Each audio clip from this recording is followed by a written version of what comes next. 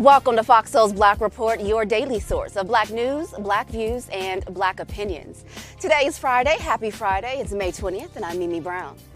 And I'm Romeo. I'm Demi Lobo. And on today's report, the first funeral is being held for one of the 10 victims killed in last week's racist attack in Buffalo. We have that story. Meanwhile, a New York philanthropist is donating $1 million to the 3 survivors of the Tulsa race massacre, amid the trio seeking reparations for pain and suffering. Then, Wells Fargo is accused of scheduling fake interviews with Black and brown candidates for roles that were already filled.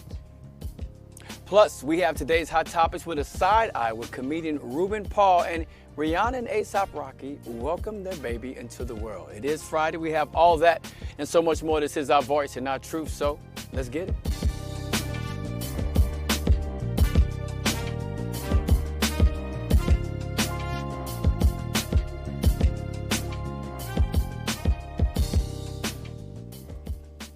In Buffalo today, the first funeral is being held for one of the 10 victims killed in last week's racist attack. Deacon Hayward Patterson will be laid to rest today. Reverend Al Sharpton will speak at the funeral. Patterson was shot to death after a gunman opened fire in the grocery store parking lot. He was sitting in his car at the time of the shooting. Friends and loved ones say he loved his family and his community. Church members say he would often drive people to the store who didn't have transportation. Meanwhile, relatives of the 10 people who were killed are pleading with the nation to confront and stop the racist violence. You know, when you're down on a knee, you have a problem with us getting down on one knee. But it's a little hard. It takes us a little longer to stand up and say, my country, 'tis of thee. When you're down on one knee, wiping away the blood off of our streets and the floors of our grocery store. Have compassion. Let's do something to solve this problem. We're not coming here with hate. We're coming here, of course, with anger and with pain. And we're saying it's time to do what we have to do. And one of the things that we can do is to get legislation. Amen. Okay? That's right. Legislation. Amen. That says if you do things like this, okay, it's called black hate crime. Yeah, okay? Anti-black hate crime bill. There you go. I'll say no more. We're law-abiding citizens. We're not asking for any favors. We want help. We just want to live in peace. My grandchildren are here. Her great-grandchildren, my children. I'm scared for them. I'm scared for them. I have to hold their reins because it's not safe out here. The midterm elections need to deal with the issue of hate crimes. No one should expect votes if they're not going to deal with hate crimes. The suspect was in court yesterday. He's charged with first-degree murder, but is expected to face federal charges as well. That was so powerful. It really was. He really got me when he said, my country, 'tis of thee. You know, I think black people have long felt like this isn't our country. And sometimes when we see things like this happen, it reminds us of why we feel like that. Now, those 2 men that spoke first, those were the sons of Ruth Whitfield. She was the 86-year-old woman that we spoke about earlier this week, the one that would go to the nursing home and visit her husband and take care of him. And then, you know, so we spoke about Deacon Patterson. His funeral is today. He was in the car, as we said. He was waiting for someone. At the time of the shooting, he was waiting for someone inside. So that his family and his friends and the church members say he loved to pick up people and take them to the grocery store so that they could do their shopping. And he was killed while he was waiting for someone inside to do their shopping. Something he did almost every day ended up being what took his life. And it's just really sad. And his 12-year-old son also spoke at that press conference yesterday and broke down in tears. You know, so it's just really, really unfortunate. This is the first of many funerals, and so I suspect we'll see a lot more of this raw emotion. Right. So I have a friend who is from Buffalo, and so I always used to joke with him about Buffalo being so small. I'd be like, you literally have it's just a very small community. And so although people lost their mother, their father, their sister, their brother, family members, we have to remember here that Buffalo is such a small black community that because I text him and I'm just making sure that you're okay. He was like, you know, my family isn't okay, but he's like, this is 5 minutes away from where I live. He's like, I'm one person away from, I have a lot of friends that were affected by this. So literally, it's way more than just one person's grandmother or grandfather. It's so many people because everyone was so tight knit and knew everybody. And like you said, like you would just pick up people and take them to church, you know. So it was just a really tight community. So a lot of people are affected by this shooting, and it's just really a sad situation. But Ruth Whitfield, like I said before, her story has really just been a breakout story, and her son speaking, that really resonated a lot to me because, guys, I went to the store the other day, just like to the store. And I literally was just like, I saw a person, right, and I just got so nervous. And I was nervous to be there, you know, and like that story really resonated with me because like now everyone is just afraid to even go in a store. Well, if you're thinking about that, I had that incident a couple weeks ago. Took my son to the movie theater and someone came in by themselves, sat next to me, dressed in all black, was acting a little different. I could enjoy the movie because I was keeping an eye on that person. We don't want to live that way, but you think about how black people had to live ever since they were brought to this country, right? We're talking about for hundreds of years how rape, beaten, never wanted to get ahead, never wanted to have that opportunity to be ahead. And now we're in today's time, and I feel like we're still fighting for that in a sense, only because there's a fear that you're losing power in a country that really isn't yours. Yeah. And I'll leave it at that. Yeah, you know, and just one more thing that I've been meaning to say all week, and especially yesterday when we saw that shooter come out. I don't know if you guys noticed, he was surrounded by a group of men. He was surrounded by like 20 men when he came inside and stood before the judge. And, you know, for me, you know, he was G.I. Joe when he had his gun with him. But when he was in court, you know, it was a different story. And I know some of the people in there were rightfully so calling him coward. And it's just really interesting to me also that he's in jail and he's in protective custody. I just kind of feel like, you know, you were so big and bad to plan this and to do this. And now, you know, you kind of want to go in all meek and mild. And I just don't think that's right. Showing what he really is, a coward. Yeah, that's a great point. A white Georgia man is facing federal hate crime charges. This after prosecutors say he shot up 2 convenience stores because people of color were inside. Larry Foxworth allegedly fired into the Jonesboro stores at 2:30 in the morning last July. Now, no one was injured, but prosecutors say Foxworth was motivated by race. Clayton County, Georgia is 72% black. The charge comes almost a week after the Buffalo grocery massacre that took the lives of 10 black people. Cops say when they pulled Foxworth over, he admitted to the shooting. If convicted, Foxworth could face 2 life terms plus 20 years in prison. Speaker Nancy Pelosi is calling on House Republicans to denounce the Great Replacement theory. Pelosi says it's an alarming and despicable idea that must be rejected by anyone who claims to embrace American ideals. The theory popped up after the manifesto written by the Buffalo massacre shooter was discovered by investigators. Fox News host Tucker Carlson has been promoting the white supremacist theory in recent years on his show. While Democrats have been vocal about their opposition to the theory, Republicans have been quiet about the issue. And Senator Raphael Warnock says he will meet with President Joe Biden to talk about student loan forgiveness. Warnock, along with Senate Majority Leader Chuck Schumer, were pushing the White House to provide relief for people who are drowning in student loan debt. Politico says Warnock, Schumer, and Senator Elizabeth Warren want to hold off on any temporary measures in order to get more significant action on canceling the debt. Sources say Mr. Biden is thinking about using his executive power to cancel $10,000 in student loan debt. And while Senate Democrats are working to forgive billions in student loan debt, Republicans like Mitt Romney and others, they are trying to do the exact opposite. Romney and several of his GOP colleagues introduced a bill that would bar the White House from broadly canceling student loan debt. The Student Loan Accountability Act would stop any action that would cancel or forgive outstanding balances or even portions of those balances. Now, this bill, it would still allow for forgiveness and cancellation programs that are already in effect. It's unlikely that it would pass to 50-50 Senate because few, if any, Democrats are expected to vote for that measure. Immigration advocates working to help Haitians who want to come to the U.S. are worried what would happen to them when a Trump-era policy ends next week. Title 42 is a controversial health law used to enforce immigration policy at the U.S.-Mexico border. The law was which used to bar migrants seeking asylum here was kept in place by the Biden administration because of the COVID-19 pandemic. Immigration advocates are worried once since Title 42 has ended, immigrants from the Ukraine and other parts of Europe will get priority over Haitian migrants.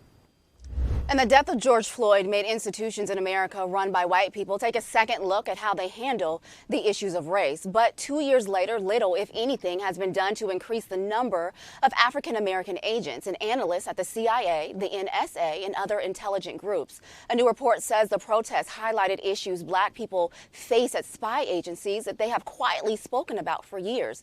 They feel they are treated with disrespect and are racially discriminated against. According to the report, leaders of the agencies have not lived up to the promises of diversity and inclusion. A New York philanthropist is donating $1 million to the 3 survivors of the Tulsa Race Massacre. Ed Mitson presented Viola Fletcher, Leslie Randall, and Hughes Van Ellis with a check on Wednesday. Mitson is the co-founder of the New York-based nonprofit groups Business for Good. The oldest of the survivors is 108 years old now. They were all children when the massacre happened. Mitson said that he wanted to donate this money to make them and their families live a little bit easier. So the trio, they filed a lawsuit against the city seeking reparations for the pain and suffering that they went through during the 1922 massacre. Love that he did that for their family. For the first time ever, a black woman will serve on Missouri's highest court. Yes, Judge Robin Ransom was sworn in this week to Missouri Supreme Court. Ransom was chosen by Governor Mike Parsons to fill a vacancy on the court. The judge, who grew up in St. Louis, got her law degree at the University of Missouri. Ransom has also worked as a public defender and prosecutor in Missouri. And Oklahoma just passed the most restrictive abortion law in America. It prohibits nearly all abortions beginning at fertilization. The legislation builds on a law passed in Oklahoma's State House earlier this month. That law bans abortion after about 6 weeks. Critics like VP Harris say it's the most extreme abortion law in the U.S. The move comes weeks after the recent leak of the Supreme Court draft memo on Roe v. Wade, which abortion rights activists predict will be overturned by the Supreme Court later this year. And in Kansas, that state Supreme Court says a new congressional map does not violate the state's constitution. Lawmakers in the state will now be able to move forward with this redistricting plan. So voting rights activists, they say the new map makes it much harder for the only Democrat in the state's congressional delegation to win re-election.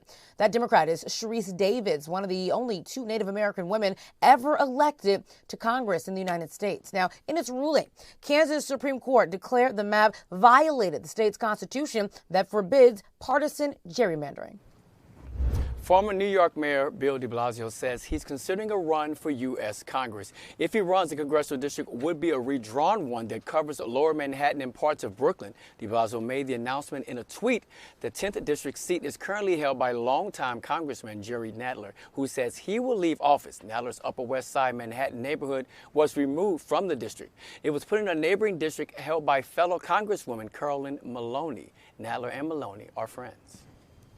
And former Florida Congresswoman Corrine Brown is pleading guilty to tax fraud. Court documents show Brown pled guilty to the single charge. Prosecutors say Brown siphoned hundreds of thousands of dollars from a foundation she ran for personal use. The charge that Brown pled guilty to, though, is a much lighter than what prosecutors wanted. They wanted to charge her with tax evasion. In 1992, Brown was one of the 3 African Americans elected to Congress from Florida. A New York appeals court, they're reinstating a ban on New York City cops using excessive restraint during an arrest. The court's ruling overturns a lower court ruling. The law was passed in 2020 following the death of George Floyd, who died from a lack of oxygen after a Minneapolis cop put his knee on his neck. The New York City law provides guidelines to what cops can and cannot do during arrests. The guidelines prohibit an officer from putting too much pressure on a person's torso during an arrest. A former Wells Fargo executive says the bank scheduled fake interviews with black and female candidates for roles that were already filled. The New York Times says the bank did this to boost its diversity statistics. The employee, Joe Bruno, says he was fired last year after he blew the whistle to his bosses about what the bank was allegedly doing. Bruno told the Times he was to conduct interviews with black candidates for the lower paying positions, despite the fact that they had already picked someone for the job. A spokesperson for the Wells Fargo denies these charges. As my grandmother used to say, Wells Fargo is coming up with a whole rap sheet. You think about this situation that's going on, and we're going to stay on this one for a second. Bruno is one of 7 current and former Wells Fargo employees that were instructed to do these interviews knowing they weren't going to hire these people Also, they've rejected half of the black people's applicants for home mortgages, and on top of that, they're suing them for discrimination when it comes to black people. So Wells Fargo's got to figure this situation out real quick, right? Yeah, but are they going to figure it out is the question. You know, Senator Elizabeth Warren, she has been very vocal about this story on Twitter, and I'm really happy. I love Senator Elizabeth Warren. But honestly, Romeo, I love that you posed the question that we need to get this figured out. But what is really going to happen? Wells Fargo is a huge corporation. Right. Like you said, they've been under fire before. They have a long rap sheet, and nothing has been done then. So what do we expect to be done now? But it really is sad that they put out this fake narrative that we want to have black women and we want to have women work, and these positions have already been filled. That is just so disrespectful on so many levels, to pretend that you want to hire us, but you really don't.